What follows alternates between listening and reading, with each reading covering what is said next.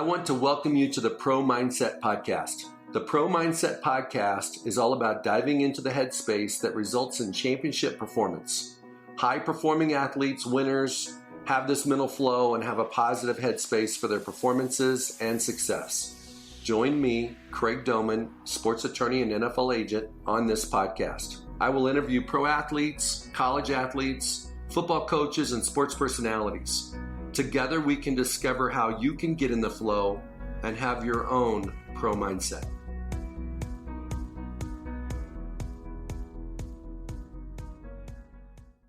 Okay, so today on Pro Mindset, I have a gentleman who is involved in officiating football and basketball at multiple levels, but his highest level is being an NFL official.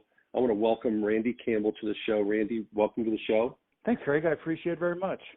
Okay, so Randy is a neighbor of mine. He lives in Colorado. And so, Randy, why don't you share with us how long you've been officiating NFL football? Well, this will be my fourth year. I'll be an NFL replay official. Before that, I was on the college football field for 31 years.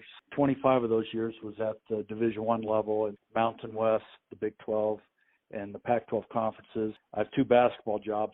I've been a Division I women's basketball official for 31 years. I've done 25 NCAA tournaments, and I'm currently a supervisor of basketball officials for Division II league in our backyard, Craig, the Rocky Mountain Athletic Conference. But I had a great year, a great career on the field. I did the national championship. I've done a semifinal game, and I did 6 different conference championship games. So I was blessed on the field, but really looking forward to being full-time in the NFL this upcoming season.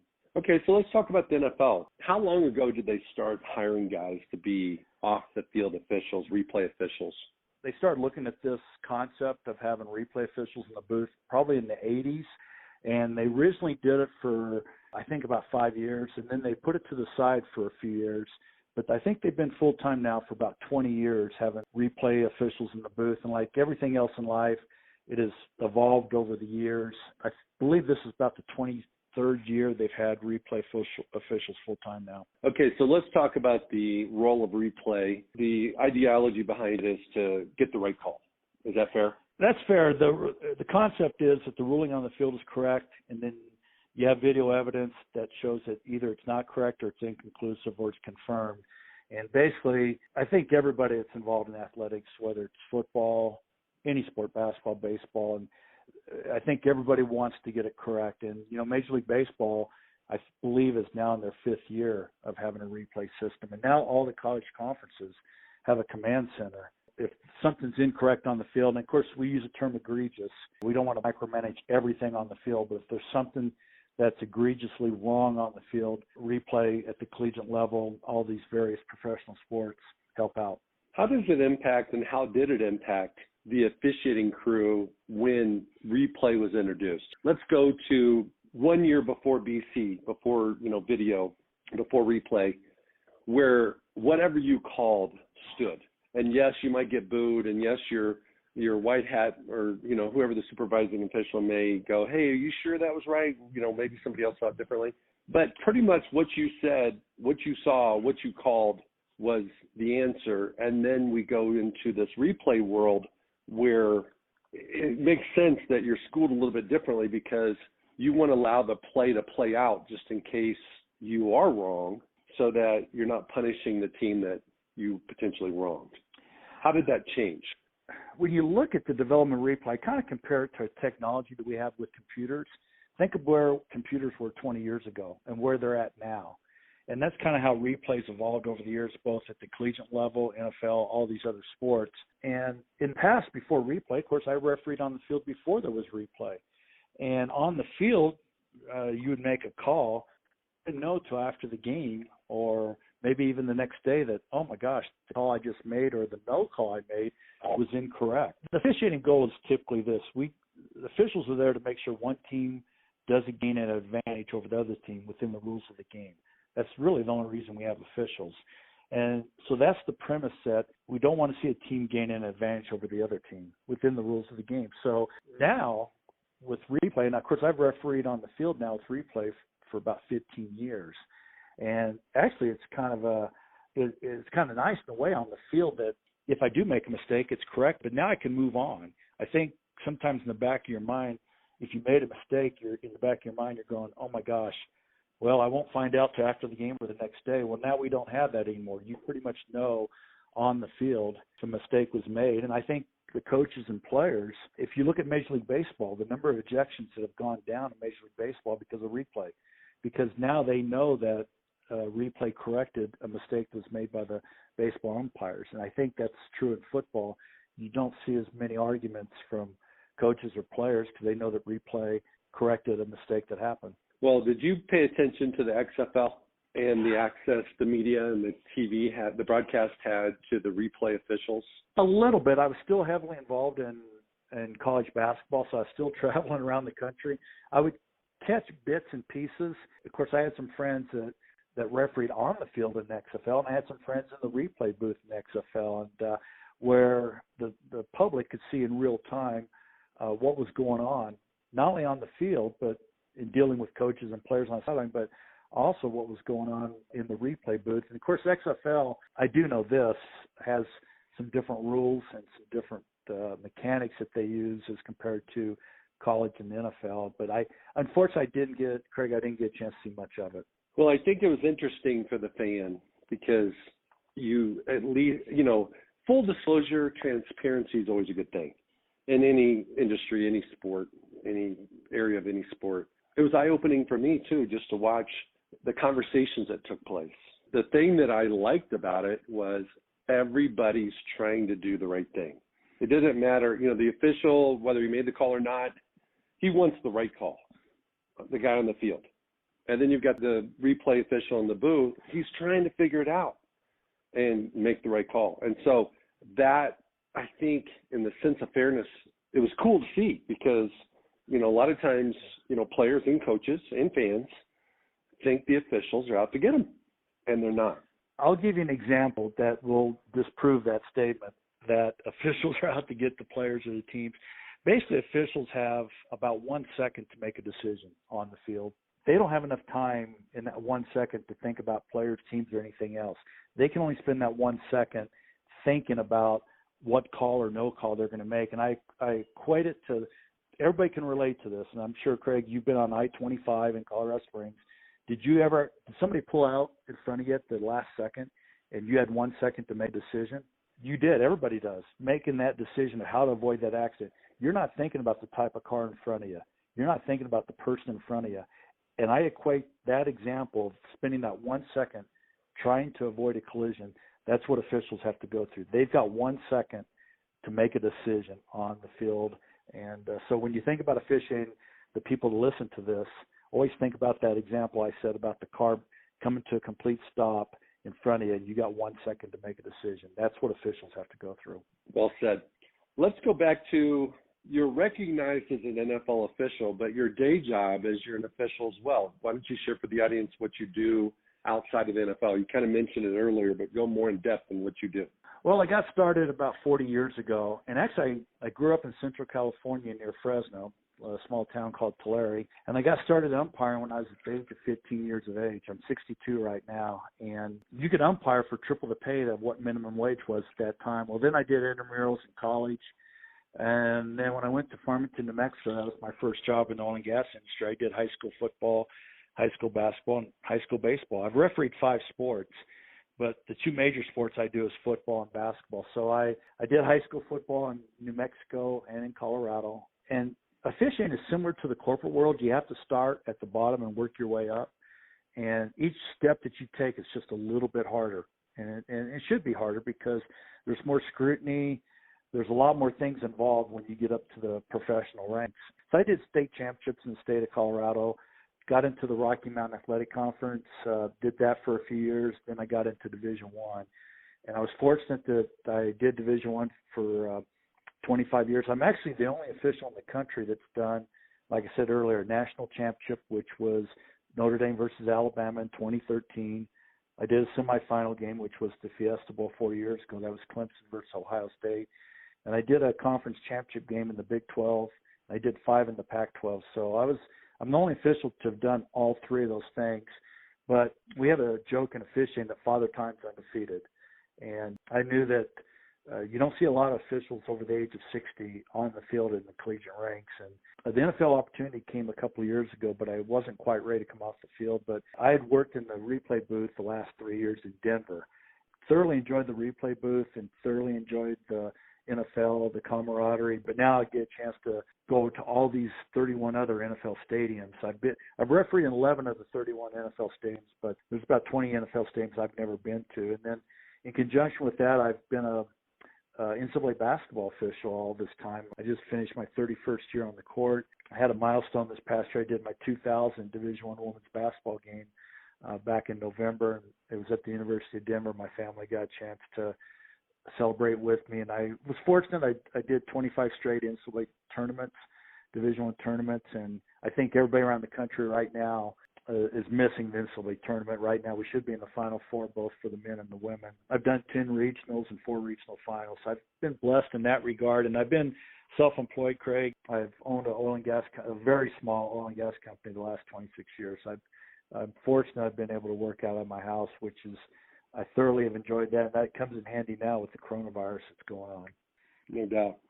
Kind of share for everyone one of the funnier times you've had being an official, with a coach or with a fan, just something behind the scenes that's clean but fun. Oh my gosh, how much time do you have? It's amazing. I've been blessed. I have refereed with some outstanding coaches in both women's basketball and in football. A few years ago, and I will not mention the coach's name, it was the first year that we had a 30-second timeout in college football. In the pregame, you always ask the coach, hey, what formations you have, what do you want us to look for, and do you have any rules questions? Well, it was the first game of the year, and this was a veteran coach. He won, actually, a national championship. He goes, I just got one question. How long is a 30-second timeout? And I'm going, is he serious? And then I look at him, and then he realizes what question he asked. And he goes, is that the dumbest question you've ever been asked? And I said, no, not really. I said, my wife asked a lot of dumb questions. And he kind of laughed and chuckled, and he goes, well, I guess there's nothing I can say to you guys the rest of the game. And he was perfect the whole game. And when I had him a second time later that year, obviously we asked the same question again. He goes, okay, I'm done with rules. I know how long a 30-second timeout is. And I was surprised. I was surprised he remembered it. A basketball situation, I'll never forget this, was with Pat Summitt at Tennessee. And this was the first year that in college basketball, you had to use a timeout in the first half or you lose it. And I'm at Florida State, and there's 3 seconds to go in the half, and Tennessee's going to inbound the ball in front of the bench, and they got to go 65 feet to the basket, and they haven't used their timeout. And I asked Pat Summitt, you haven't used your timeout. Do you want to use it? And she looks at the scoreboard, and she goes, yeah, I want to use it. And she goes, and before I inbound the ball, she goes, that's a good piece of officiating. That's why you're in the regional semifinals. That's why you're working this game. And I felt pretty good about myself. I'm going, God, I got a compliment from Pat Summitt. Well, lo and behold, it was DePaul University. I'll never forget this. DePaul had not pressed the whole first half. So what did they decide to do? They decided to press the inbounds. So Tennessee throws it in. DePaul steals it and makes a layup. I'm going, oh, my gosh. So now I'm at half court. The half is ended, and Pat Summitt has that stare. I don't know if you remember. She has that stare, and she has that swagger walking. And I'm there with my two partners, and they're kind of laughing a little bit because they know what's going to happen. And she walks by me, and I take a deep breath. And I'm going, oh, she's going to go to the locker room. And she turns around and points at me and says, well, do you have any other advice for my team before I go into halftime? And I thought I said no, but someone said I said it with a high-pitched voice because I was fairly new in the NCAA tournament this time. Lo and behold, the game almost goes overtime. And when the game was over, my partners go, God, Randy, just think if this game had gone overtime and Tennessee was number 1 ranked in the country, what would have happened if they had lost because you told her that she could use her timeout? But there's a lot of other stories that most of them are, most are pretty clean. But I always tell people this, and this is true in life too. Things can be taken away from you in life, and that's true in officiating, but nobody can take memories away. I have a lot of great memories of working with NFL officials when they're in the college ranks. I've worked with WNBA. I've worked with NBA officials. You know, one of my idols growing up was John Wooden, and I was able to work a women's basketball game at UCLA and got my picture and autograph with John Wooden. And those type of memories nobody can take away. That's for sure. How do you get started? Well, the best thing to do, there's two things. I always get asked this, what's the attributes of a great official? And number one is you've got to be teachable. And if you have succeeded in your business or your career, or if you succeeded in college, probably you succeeded because you were teachable. And if you take that one principle of teachability, you can apply it to officiating. You can succeed in officiating. But believe it or not, officiating is a microcosm of what goes on in our country, in that somebody, I'm sure, Craig, you had a mentor in life. Somebody helped you get to where you're at. You have to have a mentor. The best thing to do is start at the high school ranks. And during times of economic crisis like this, we start to see a lot of people that want to officiate. Now is a great time to officiate because at the high school ranks, this is nationwide, not just Colorado, we need high school officials. So folks that are listening to this podcast, if you want to be an official, contact your state association and start going to meetings, because there is a huge, huge need for high school officials right now. Right now, some of these high schools are having to move game times. Some of the schools that play Friday night football now have to play Thursday night or Saturday afternoon. That's because there's a lack of officials out there. So people who are listening to this, definitely, contact your high school activities association. Every state has one, and they'll have a link in there that how you can get started to be an official. And I will say this, if you're teachable and you're willing to give 100% effort on and off the field, on and off the court, you can succeed in officiating. Okay, so let's go to a typical game. Let's say it's a national championship game. You've done one of those. Let's say it's just a regular season NFL game. What is the pregame routine for most officials, or is it unique to each one? Football is a little different than basketball. Football typically, and I'm going to use college football as an example, but NFL is pretty much the same, except it's a different day. Most college football games are on a Saturday. Typically, by the time the game's over, you've got your iPad. You can start watching plays right then and there. So, and then people start grading the game, ex-officials or administrators. Usually it's ex-officials. So start grading that game the next day. So within 48 hours after the game's over, you pretty much have your assessment, what you've done right and what you've done wrong. I'm a coordinator too, and I always tell people, I tell my officials, I don't mind you making mistakes. Two things. Hopefully, one, it's not egregious. And the second thing is you don't make the same mistake over and over again. And so for us, the pregame really starts about 5 days before we actually kick off. Because then after we get our grades, we'll watch the film as a crew. What did we do well as a crew? We practice the we concept. It's not I. There's no I in team, as you've heard. It's we. What did we do right? What did we do wrong? And we try not to make that same mistake when we go into the next game. So basically our pregame, we're pretty much done with our pregame by the time we get to the stadium.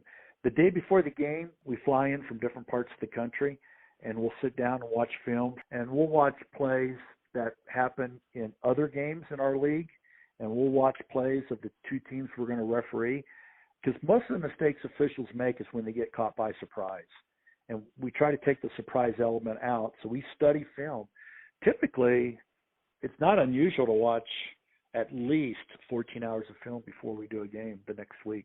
And then when we're at the game site, we're into our administration mode where, there's so many moving elements in football. You've got the game clock operator you have to visit with. You got the play clock operator that you have to visit with. You have to visit with the TV liaison. You have to visit with the TV talent. You have to visit with the chain crew, the people that run the sticks, the down markers. You have to visit with the ball boys. You have to visit with the OC and DC, offensive coordinator, defensive coordinator. You got to visit with the quarterback. You got to visit with the head coach.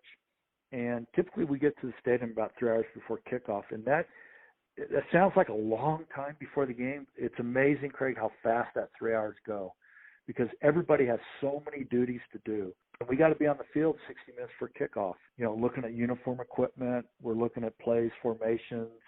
I think people feel like, they just show up at the stadium and referee.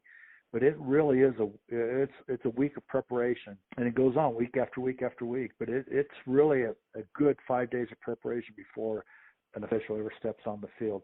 Basketball's a little different because basketball plays. I always joke with my wife that in basketball we play on every day that ends in Y.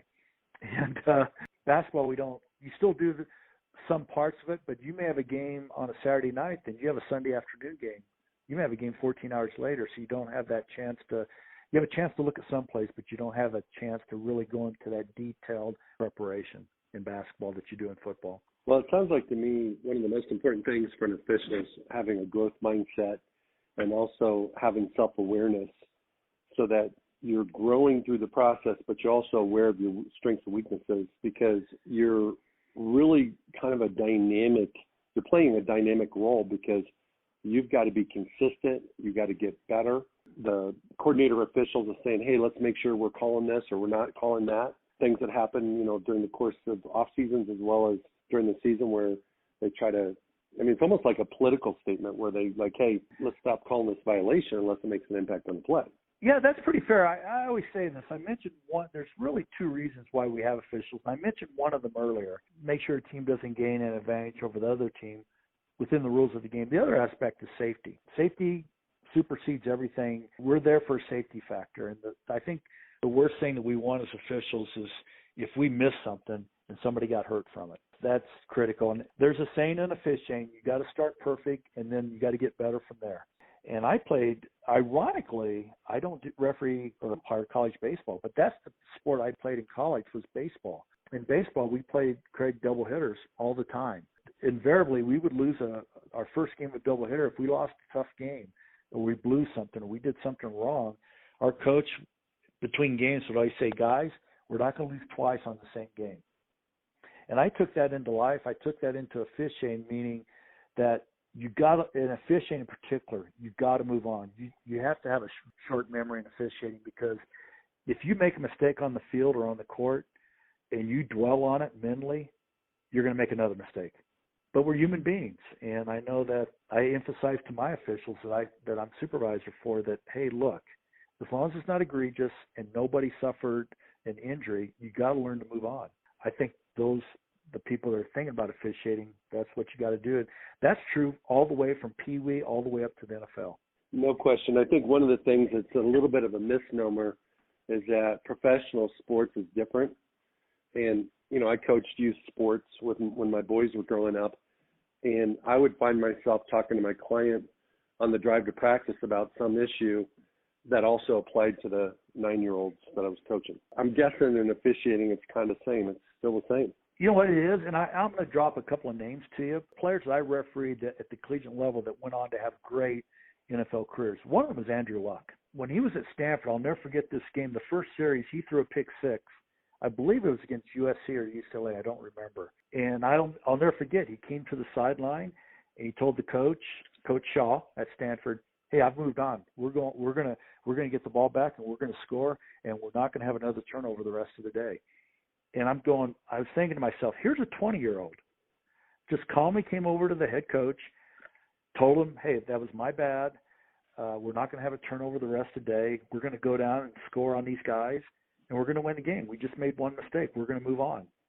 And I couldn't believe it. I'm thinking there's a lot of people in their 30s, 40s, 50s, their whole life, they couldn't move on as fast as what he did. And another player that's having a great NFL career right now is Christian McCaffrey.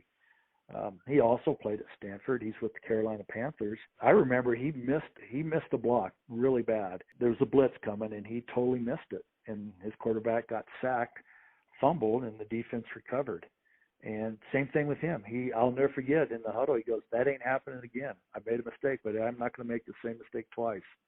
And I'm just amazed at when I was on the college football field how athletically these players are great. We know they are, but mentally how great they are. And that was the one great thing about officiating is I got to see these players up close and how great they are mentally. There's no way fans on TV or in the stands can see how great mentally these players are.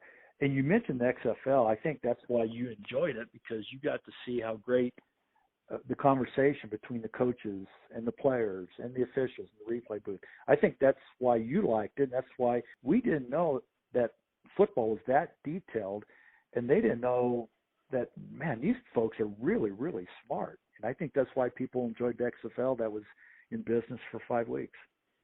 No doubt. Well, one of the things I've seen from being on the agent side is been to a lot of games, get there early, stay late, see the guys before the game, see them at the hotel sometimes if it's a mid-afternoon or Sunday evening game or Monday night game. And you also get to see them after the game. And the pros, the best guys, the pros is what a lot of people call them. They did all the right things. They had a preparation plan. They had a decompression plan. They had the front end, the back end. I'll never forget, I was at a Chiefs-Patriots game on a Monday night about 4 years ago, and the Chiefs just demolished them. And then the Patriots went on to win like 11 or 12 in a row after that during the regular season, and then ended up winning the Super Bowl. But the thing that really struck me was the pre-game routine that Tom Brady put himself through. He had a routine. It was almost like a play. And he was rehearsing every throw he was potentially going to make in the game. And he had his tight end and receivers working with him. But it wasn't just going through the motions. What have you seen from an official standpoint about the competitors, the athletes, that has impressed you? The best officials I've worked with, I could name drop and just mention all the great officials I worked with. The preparation, they never got caught by surprise. And the players that I refereed, both in basketball and football, what they did off the court, off the field, all the preparation they did, they never got caught by surprise. Every once in a while, we're human, we will get caught by surprise. And you mentioned Tom Brady. Before I got into the NFL, I used to do the Denver Bronco practices. They still hire officials to come out and do their practices. And the preparation, the film review, everything they did, basically they were doing that. They were ready for every scenario that was thrown at them. And the great players I mentioned two of them, Andrew Luck, Christian McCaffrey, but I could name 100 players that great college careers, had great pro careers. It was the preparation. It's what they did behind the scenes. They never bragged about it. They never showed it publicly. They did the work behind the scenes. There were stories that some of these quarterbacks in the NFL would do 50 hours of film review each week. And there's been stories, too, of coaches. And the coaches the same way. I remember one coach that I'm not going to name that basically during the whole season, he basically lived at the training center. He would come home one night a week. He would come home on Sunday nights, but then Monday through Saturday, he was at the training center. He watched hours and hours and hours of film. And I take that, Craig, what we do in the business world. If you prepare for success. Because if you don't prepare for success, you're going to have failure. It's unbelievable the hours and preparation they put in. It's just unbelievable. They've got to have a tremendous passion for their sport, or they couldn't do it. And the best ones, one thing that I'm finding through my Pro Mindset podcast interviews is that there's no question talent, God-giftedness is important. But the players and the competitors that can outplay their physical limitations through their mental are the ones that really go far. And when you have guys like LeBron, who's got both, then you have a Hall of Famer.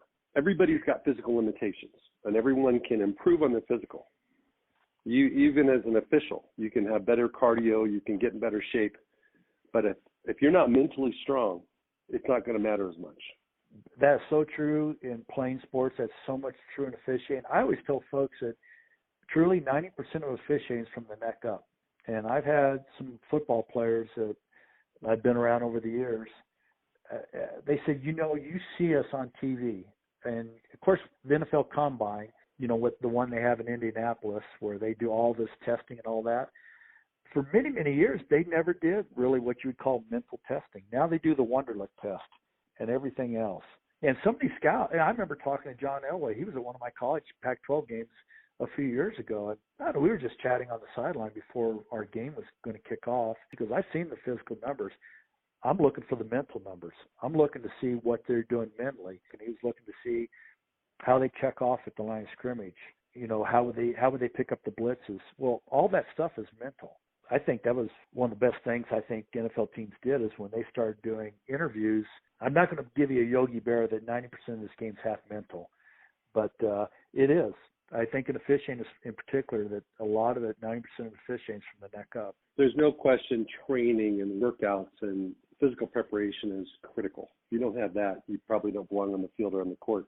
But your ability to deal with success or failure, disappointment, where you feel like you've been wronged. Sometimes players feel like they've been wronged by officials. Sometimes they feel like they've been wronged by their coaches because they're on the bench longer than they want to be here on the sidelines, and they should be in the game. So I think it's like what you described with Andrew Luck. The ability to overcome a mistake is critical. And so as an official, you got the same thing. I mean, let's say you're out in the game and you make a call and it's overturned. A little bit later, you make a call and it's overturned. What does that do to your psychic? What does that do to your next call? Nothing, because you put it behind you? Or is it like lingering back there? Hey, you're making the call to not be wrong. When you're young, whether you're a player or an official, when you make a mistake, NFL players, if they make a mistake, they're going to think, oh my gosh, am I going to get cut? Am I going to get renewed for my contract next year? Officials are somewhat similar. God, am I going? Because we're independent contractors, we're on a year-to-year agreement, and if you don't cut the mustard, you don't come back the next year. But I know early in my career, I would, mentally, I would dwell on it, going, how did I miss that incomplete pass? How did I miss that false start? How did I miss that defensive pass interference? How did what? And like I said, you dwell on it, you're going to make the same mistake over again. One of my football crews, when I got started about 23 years ago, I'll never forget this. We were at the Coliseum refereeing USC. And I'll never forget my referee, the crew chief, wore the white hat. He put a 4-letter word up on the board. The 4-letter word was next. But I was amazed on a lot of these college boards, I saw that word next, N-E-X-T, next. They drilled it into the players. And it also got drilled into us as officials. You have to have a short-term memory. You got to go to next. The ones that could go quicker to next were the best players. I have a little saying in my office. It's on my wall here, and I see it before I leave the house. It says, when you're through learning, you're through. I'm writing that down because that's so cool. Yeah, when you're through learning, you're through. It's powerful 6 words. You've been around athletics a long time. A lot of people are listening to this have been around athletics a long time. There's so many similarities between athletics and what goes on in society. And I think that's why there's a lot of sports fans in the country, because there's a lot of similarities of what they do in their jobs or what they do in life, and they see it on the football field, they see it on the basketball court, they see it on the baseball diamond. A lot of things I do in officiating, I learned in the business world. No doubt about it.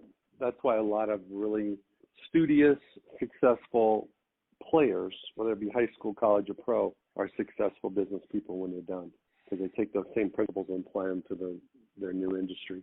Yeah, I believe your son plays at Nebraska. He does. The NCAA has started to promote a little bit more how successful they were outside the athletic environment. And I have no doubt your son will be very successful. If he doesn't go to the NFL or play any other professional football, I guarantee you he'll be, if he takes the things he learned in Nebraska, he'll be successful in whatever endeavor he does outside of athletics. Well, there's a lot of companies that hire former athletes, women and men, just for that reason, because they've had to balance their time more at college, organize their priorities, be more committed, all those types of things. It's like you playing college baseball. It helped you learned some things from your coach there that probably still apply today and will always apply. Absolutely. I mean, he's passed away many, many years ago, but I think the key thing is the one thing that everybody that's listening to this has in common. All of us have the one thing in common. We all have 24 hours in a day. Nobody has more. Nobody has less. I will tell you this. I'm still amazed at college athletics, how they balance their time and still play women's basketball, men's basketball, baseball, college football. Time demands on a college athlete, and I know you played college sports, the time demand now is greater than what it was when we were going through college. And I'm just amazed how these athletes balance their time. But I do know this, that if you can balance your time, you pretty much are going to be successful whatever you decide to do in life. And I think a lot of that you learn in college, and probably too in high school for that matter, because high school demands and athletics is there too. Yeah, the demands on high school sports has increased exponentially since we played high school sports.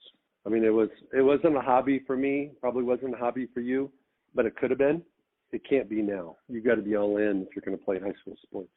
I was fortunate. I got to play all three sports: football, basketball, baseball. But you just don't see that very often, unless it's a small school or rural school. You just don't see that now. And now with the coronavirus and the schools are shut down, the athletes, I mean, their preparation, self-preparation has to be even greater now. It's going to be interesting when we're done with this crisis and we get back to playing sports. I know there's been articles in the paper about the injury factor, but I think part of it is quality of play too. It's not going to be easy, especially in a team sport. The timing's going to be off. Even LeBron James, as you mentioned LeBron James earlier, as great as he is, he's already talked about his timing's going to be off if the NBA gets back into playing basketball again. And I always think, my gosh, if that's the NBA, what about the non-professional, the intra-sports? What's their timing going to be like?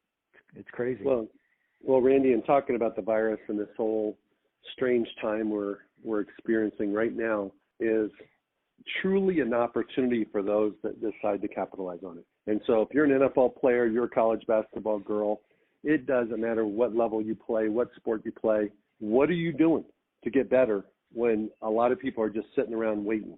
And I think for those college football players that didn't get to have spring ball, what are they going to do about it? They're going to show up whenever they resume activity again, whether it be in June, May, July, whatever. Are they going to start off where they left off? Are they going to take a dip? Or are they going to be better? Are they taking this time for self-improvement in some place, in some area? I will tell you this right now. I'm going to relate it to college football. If we play football games in September, October, I think it'll become clear who did the preparation in April and May and June as compared to who didn't do the preparation. I think that's what you're going to see. The wins and losses will tell you who prepared the best and who didn't. I have two things on my office wall. Number one is, did I do something positive today? That's one thing I have on my wall. The second thing is, what did I do to get better today? And I believe on number two, all these athletes, they're looking at the number two. What did I do to get better today? You know, you mentioned Tom Brady. When I forgot now, did he win 6 Super Bowls with the Patriots? I believe it was 6. 6, yep. When you talk to Brady, he'll tell you that he won those Super Bowls in June and July, May, June, and July. He won them in the off season. All the great athletes say that. We won it in the off season. They didn't win it on January 31st of 2018. That's not when they won the Super Bowl. They won it when people aren't watching, when people are focused on other things. They won it in the off season. And Craig, you mentioned it right now. The preparation is going to be more critical now than it's ever been because spring sports were canceled. So spring football in particular, especially with the newer head coaches, and we have 2 in our region. Colorado and Colorado State have new head coaches in football, and spring football is critical to a brand new head coach. But unfortunately for those 2 schools, they're behind what I call the 8 ball right now. They've got to implement their defensive, offensive, special team schemes. They got to do all that and prep their players. It looks like they're going to have to do that in July and August. And people go, well, that's 8 or 9 weeks before the first game. And for people who've been around football, that's not really enough time. That's like crunching for a final. Instead of crunching the night before the final, now you got to crunch for that final for 4 months. That's kind of what these football coaches are under right now. They're under. Officiating is hard right now. I think the coaches and the players have it harder than the officials do. I agree. I think the coaches have it really hard, especially the new coaches and the coaches that have new players coming in, whether it's NFL guys and their draft picks, whether it's college coaches that have a recruiting class they haven't had a chance to see yet. They're going to get to see them for the first time whenever they have on-the-field activities at some point in time in the future. And I think that knowing how coaches think, if you're a young man, young woman, and you're going into your sport, let's say it's a fall sport, and however you show up, that first impression, how you handle your business those first couple of weeks, they don't have time to have tryouts. They don't have time to give somebody 3-4 weeks to figure out what he or she can do. It's like, hey, you show up, you're in shape, you know the offense, you know the defense, you know your job. You're going to get off to a fast start, and if you don't, you might get left behind. You will get left behind. I was just thinking, it was in the Denver Post where the Colorado State head coach is still in Massachusetts, and I was thinking, oh my gosh, it's hard enough to run a college football program, but then you got to do it from 2,000 miles away, And granted, you can do video conferencing and all that, but the personal interaction, seeing somebody eye to eye, seeing their mannerisms. You talked about first impression, and we've all heard it. You don't get a second chance for a first impression. To think that these coaches, and there's quite a few college coaches, and NFL too for that matter, that are trying to run their programs, their teams from a distance or video conferencing. And I feel for those coaches. It's extremely hard for them to do that. And when they get together, I mean, they're going to – it'd be like being on a treadmill and you put it at 5.0 on the treadmill and you've been going at 5.0. Well, these coaches and these players now have to go to 8.0. They're going to have to bump it up about a third or a half. Well, here's the other thing I would tell you is that we're going to have a lot of virtual Zoom video conferencing meetings. And so for an athlete to really learn the, the installs through video conferencing and then be able to take that on the field is going to be, or on the court, whatever it may be, is going to be very important. But probably equally important or maybe more important is for those coaches that don't know their kids to quickly engage their players. Urban's one of my all-time favorites. Did it at Bowling Green, did it at Utah, did it at Florida, obviously killed it at Ohio State. It's not a surprise. It's not like he did it one place and it was a fluke. He's done it at 4 places, and he's been undefeated in every one of those programs. It just doesn't happen very often when a coach can do that unless that coach has got something to him. And he's such a good leader. He's a great motivator. He connects with his players. He gets to know his players, and they play for him. Yes, he gets 4 stars and 5 stars, but they still have to play for him, and they do. So whether it's CU, CSU, or some other program around the country, the coach that can connect is a coach that's going to get the best results. I couldn't have said it any better. You mentioned Urban Meyer. I refereed him at all 4 places. I had him when he was at Bowling Green. I had him at Utah when he went undefeated and got them to the Fiesta Bowl with Alex Smith. Had him at Florida in 2 bowl games at Florida, and had him twice in bowl games at Ohio State. If I was in charge of a corporation, he would be one of my top managers. There's no doubt in my mind he could succeed at anything in life. And the players, and on the sideline when players are not in tune to a coach, maybe they're not happy with the linebackers coach or whoever it is. It doesn't necessarily have to be the head coach. I had no doubt in my mind when I had Urban Meyer at those 4 schools, those players would run through a wall for him. NFL players that graduated from Ohio State or Florida, and it's amazing when you hear them talk. None of the players ever said a bad word about Urban Meyer, ever. When you don't have something and somebody speaks highly of that, that's how you know that you did something pretty well. He was one of my favorite coaches to work on the sideline for. He really was. Well, I like him because he gets the most out of his players, and he seems to be a coach that cares about his players more than he cares about himself. And because he cares about the players' best interest, their well-being, their futures, they take care of him. And a lot of young coaches think it's about them and about their leadership style, their motto, their foundational principles, their success. The players don't connect with those kind of coaches. It's got to be about the players. It's got to start inside and work out and work from the bottom up, not from the top down.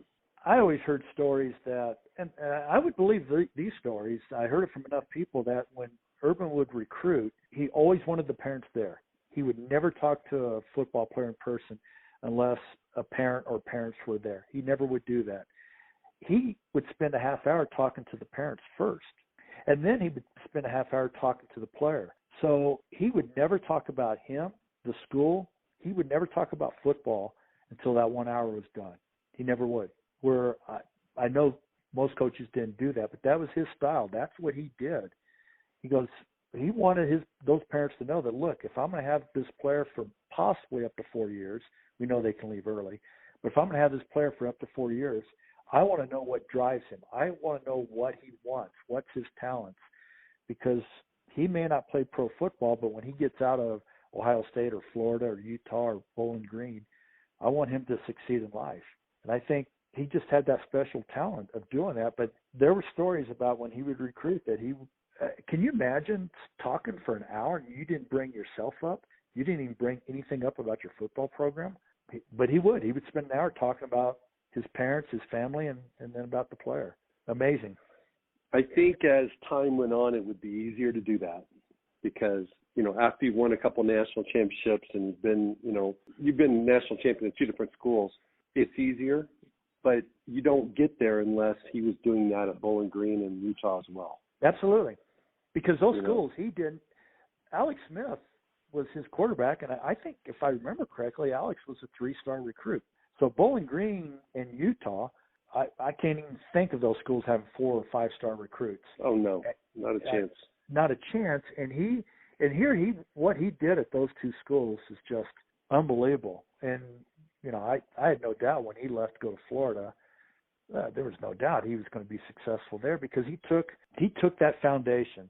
And I always tell people this: if you have a strong foundation, when adversity hits, it ain't going to bother you because you have a strong foundation. Well, obviously he did. And he took that foundation he built at Bowling Green. He took it to Utah, then he took it to Florida, and then he took it to Ohio State. And we know point blank that at all 4 stops, he went through adversity.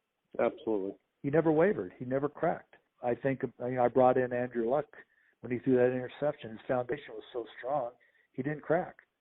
And that's true. That's true in officiating. But as an official, I got to see that in 2 aspects that most people don't get to see. I got to be on the field with these players to see them go through adversity. I got to see how strong their foundation is. I remember a game, this one coach, went on to the NFL. It was Pete Carroll. You would never know on the sideline. You would never know if he was ahead 24-0 or behind 24-0. Well, one of the things I've talked about before on other podcasts has been the scoreboard watching and the response and reaction that coaches and players have to the scoreboard. And the best thing they could ever do is turn the scoreboard off. Keep score, but don't let anybody know what the score is until after the game. And, of course, everybody would have their person assigned on the sidelines to keep track. But it'd be really cool because, like, when I coached, the scoreboard affected the kids all the time. In high school, Pine Creek, when I was a volunteer coach, it mattered. We got different amounts of effort from the players depending on what was going on in the scoreboard. And the goal should be to give everything you got, be the best you can be on every play, regardless of the scoreboard. And in basketball, it's such a momentum game. It can change quick. Team could go down and hit 4 threes in a row, and all of a sudden they could go from a big deficit to being in the game or being way ahead.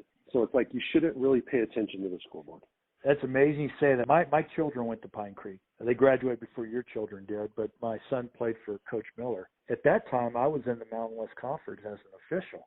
Miller, every once in a while, would ask me, he goes, "What do you think?" And I said, "Coach Miller, if I was you, stop looking at the scoreboard." Because at District 20 Stadium, the scoreboard is on the south end of the stadium. I said, and you're on the west sideline. Stop, look to the right. Don't look at the scoreboard. You're looking at the scoreboard way too much. I said, I think you would be better just focusing on the next play.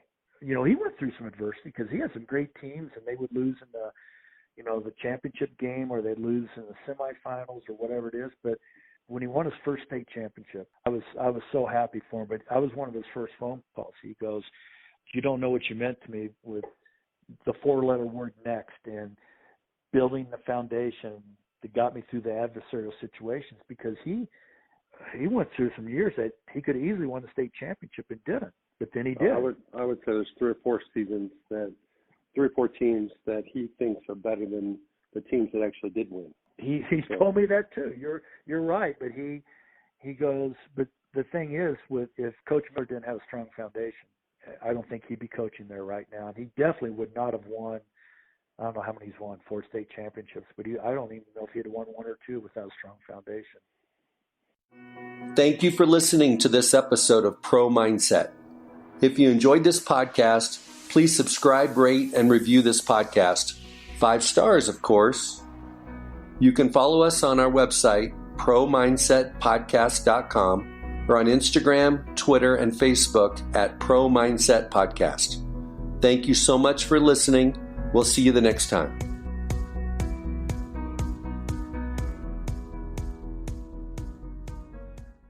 Leftovers. Or the DMV. Number 97. Or house cleaning. Or Chumba Casino always brings the fun. Play over 100 different games online for free from anywhere. You could redeem some serious prizes. ChumbaCasino.com. Live the Chumba life. No purchase necessary. Void where prohibited by law. 18+ terms and conditions apply. See website for details.